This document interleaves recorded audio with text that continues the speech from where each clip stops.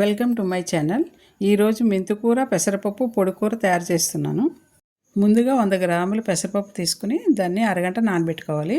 Stove వెలిగించి కడాయి పెట్టుకుని half glass water వేసుకుని పెసరపప్పు వేసుకోవాలి.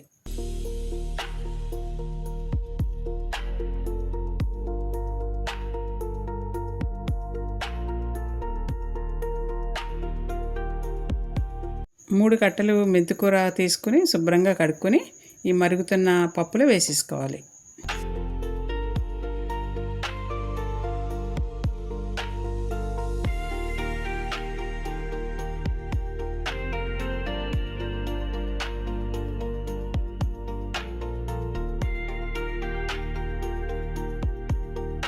రెండు పచ్చిమిర్చి వేసుకోవాలి.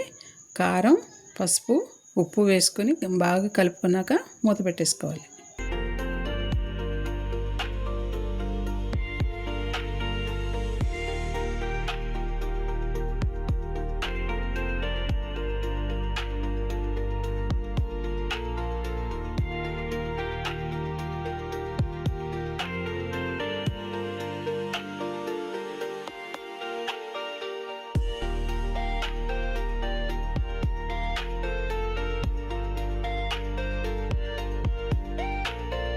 పెసరపప్పు, మెంతికూర ఉడికిపోయింది. ఇప్పుడు తాలింపు వేసుకుందాం.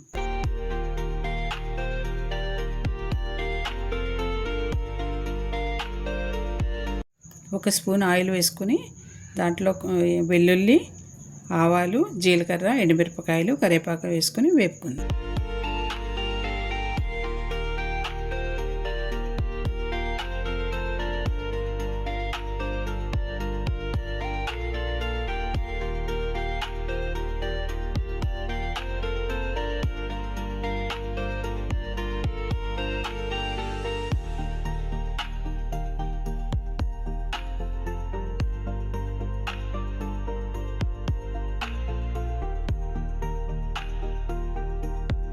ఇప్పుడు ఉడికిన పప్పు, మెంతికూర దాంట్లో వేసుకొని కలుపుకొని దానిపైన కొంచెం కొత్తిమీర జిమ్ముకొని మూత పెట్టేసుకుందాం.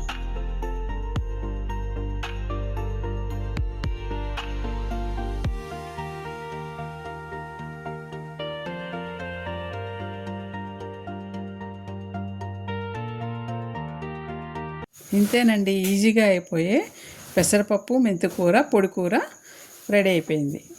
ఈ పొడికూర వేడివేడి అన్నంలోకి చాలా రుచిగా ఉంటుంది.